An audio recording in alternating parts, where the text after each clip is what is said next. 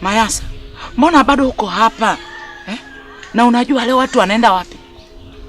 Msituni. Sasa wewe, watu wanaenda msituni, wewe bado uko hapa.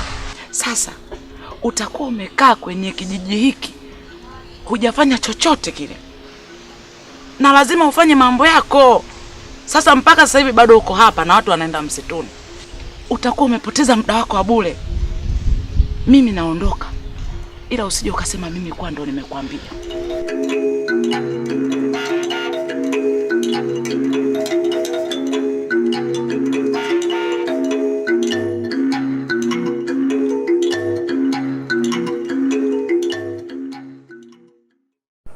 Mwanangu Ateni, mimi narudia hapa.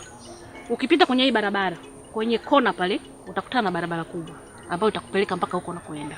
Ndio mama. Nakupa hii dawa.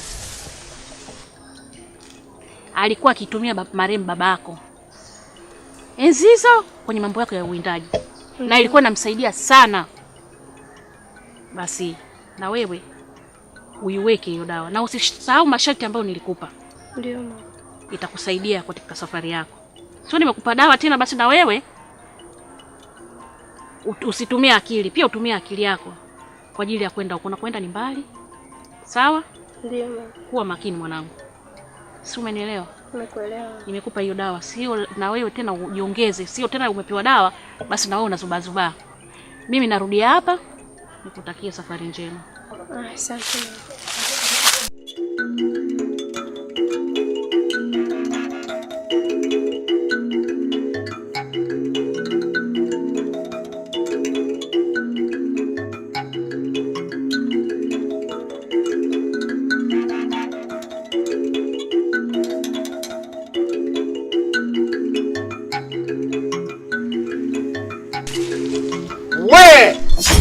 Mbava.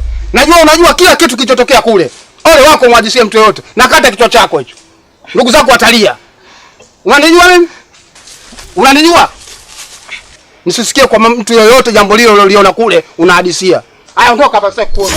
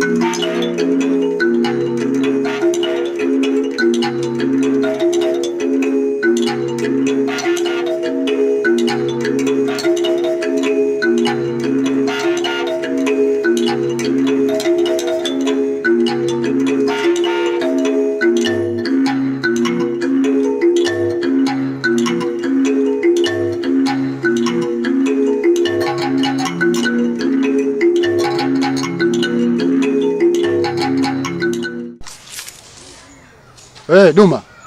Naam kiongozi. Hivi umepata taarifa yoyote kwa watu walokwenda msikituni wamerudi wakati mimi nasinzia hapa? Hapana kiongozi wangu. Mpaka sasa hivi hajarudi Dude wala hajarudi Kipera. Wewe umechukua hatua gani kuwafuatilia hao kujua taarifa zao? Toki ndo anafuatilia kiongozi wangu. Kama yeye amewafuatilia, nataka nipate majibu kabla muda sio mrefu kwa sababu saa nyingi zishapita tayari. Wewe unaonaje hilo? Salam. Salam.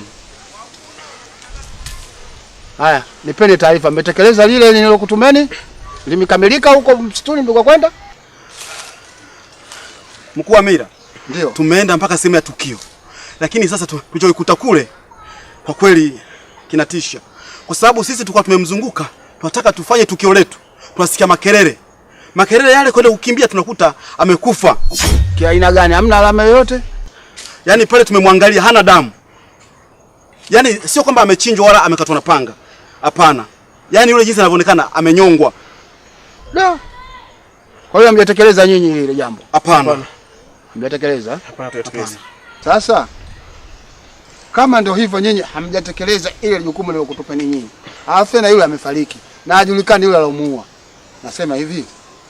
Kabla mkuu chifu asilijua jambo hili, naomba wewe utafuatilia mwili kule kuhakikisha hakuna ushahidi wote unabaki tena kule. Ndio. Sawa? Wewe tunakwenda kwa Mwandile. Sawa? Sasa hivi haina kuchelewa. Ili tukatoe taarifa hizi. Twende.